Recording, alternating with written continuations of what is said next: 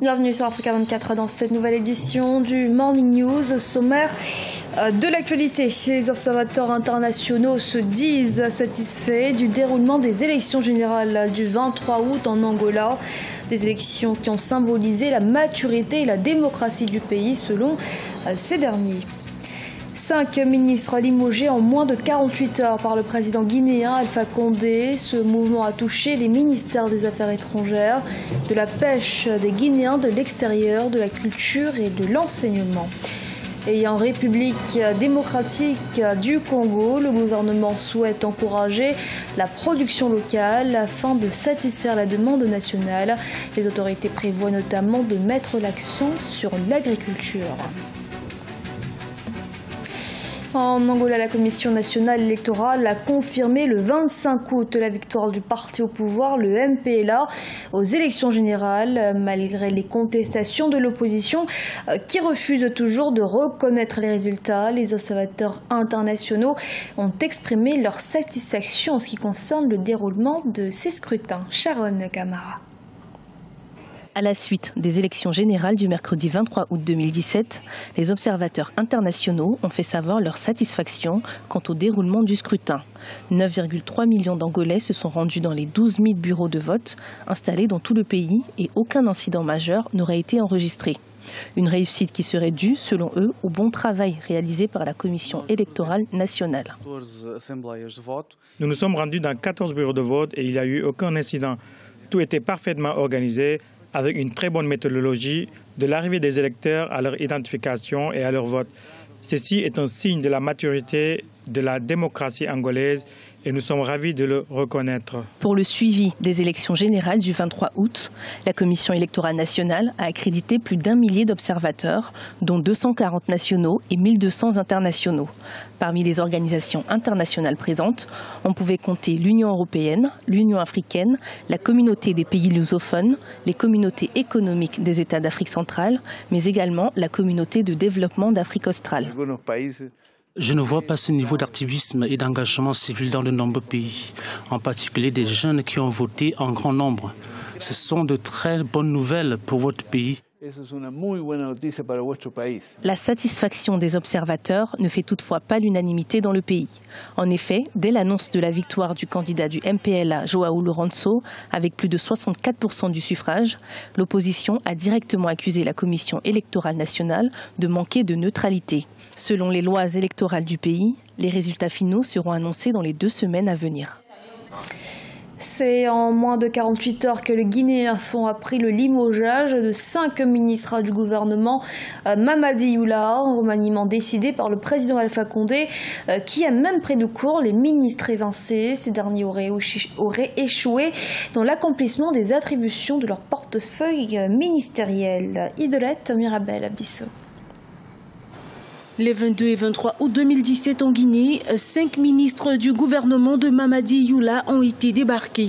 Depuis, les avis sont partagés sur les derniers limogeages après celui de la ministre des Affaires étrangères et des Guinéens, Makale Camara, et le ministre de la Pêche, de l'Aquaculture et de l'Économie maritime, André Loua. Madame Makale, qui était jusque-là ministre des Affaires étrangères, a été limogée alors qu'elle s'envolait pour Maputo afin d'assister au sommet de la CICAD. Les raisons de son limogeage s'expliquaient, selon certains en tout cas, par sa mauvaise gestion du dossier des citoyens guinéens, bloqués récemment à Dakar alors qu'ils revenaient d'Alger. Alpha Condé donc n'aurait pas du tout apprécié cette humiliation de plus de Guinéens sur le territoire sénégalais. On reprocherait également à Makale Camara une mauvaise coordination de la diplomatie guinéenne.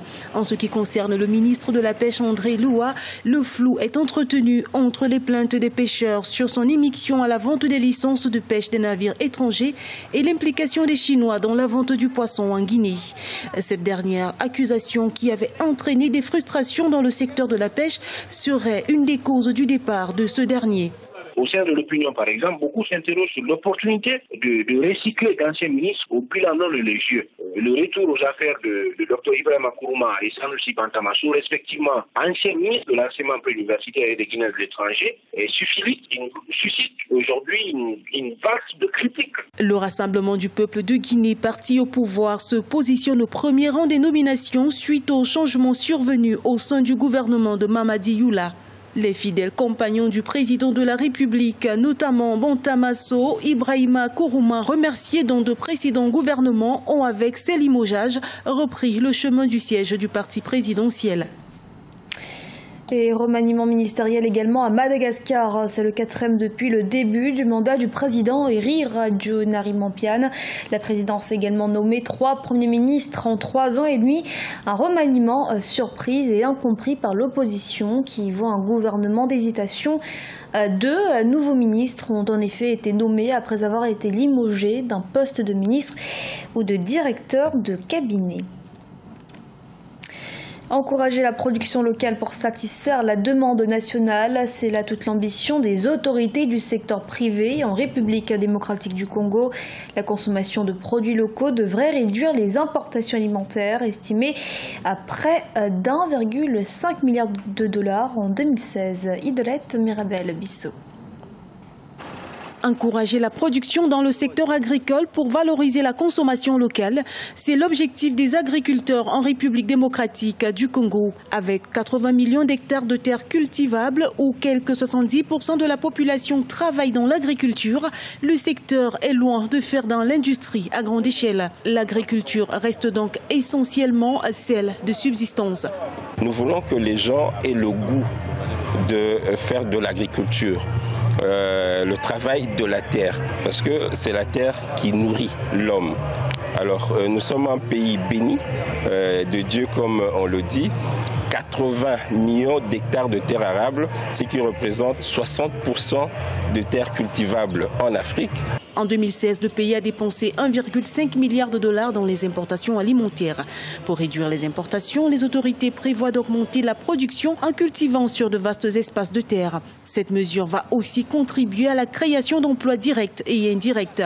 Mais pour atteindre ces objectifs de croissance, les investissements dans le secteur infrastructurel, notamment dans la construction des voies terrestres de communication, sont attendus par les agriculteurs.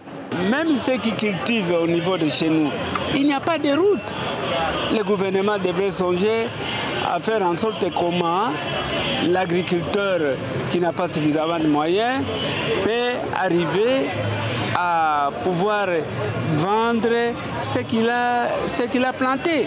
À long terme, la République démocratique du Congo prévoit de diversifier son économie et de réduire sa dépendance au secteur minier. En ce qui concerne le secteur agricole qui emploie plus de la moitié de la population active, des réformes sont attendues dans le pays pour quitter d'une agriculture de subsistance à celle de production à grande échelle. Au Cameroun, le ministre des Sports, Pierre-Ismaël Bidung Mpat, a annoncé le 25 août l'entière coopération du gouvernement concernant la décision prise par la FIFA, une décision qui notifie la nomination d'un nouveau comité de normalisation au sein de la Fédération camerounaise de football, dont la mission sera notamment d'organiser de nouvelles élections. Reportage à notre correspondante Thierry Ngogang. C'est dans la salle de presse du stade Amadou Ahidjo à Yaoundé que Pierre-Ismaël Bidung Mpat a convié les médias nationaux et internationaux afin de faire le point sur la décision de la Fédération internationale de football concernant la mise sur pied d'un nouveau comité de normalisation au sein de la Fédération camerounaise de football. Face à cet imprévu majeur, le ministre des Sports n'a pas caché son désir d'un retour à la sérénité dans la grande famille du football camerounais. Il est temps de tourner le dos aux péripéties judiciaires interminables, aux joutes oratoires, aux dissanctions, aux accusations et aux suspicions. Place au sport, place à la convivialité, à la complémentarité et à la fraternité.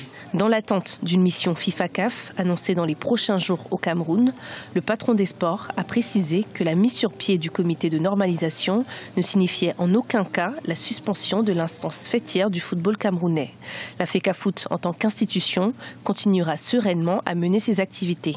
La décision prise par la FIFA n'entachera en rien la préparation du Cameroun à ce rendez-vous continental en 2019, selon le ministre de la Communication, Issa Chiroma, qui réaffirme la détermination du Cameroun à faire de la CAN 2019 une réussite. Ce que nous attendons de la CAF et de la CAN, c'est de nous aider à sortir de ce bourbier. le gouvernement, la FECAFOOT, la CAF, la FIFA, tous nous poursuivons le même objectif, à savoir mettre de l'ordre dans la maison FECAFOOT pour le bien du football camerounais. Le nouveau comité de normalisation sera en charge, entre autres, de la gestion des affaires courantes au sein de la FECAFOOT, de l'élaboration de nouveaux statuts en conformité avec les standards de la FIFA et de l'organisation des élections d'un nouveau comité exécutif de la FECAFOOT. La FIFA précise dans son communiqué que le mandat du comité de normalisation expirera au plus tard le 28 février 2018. C'était un reportage de Thierry Ngogang et commenté par Sharon Camara.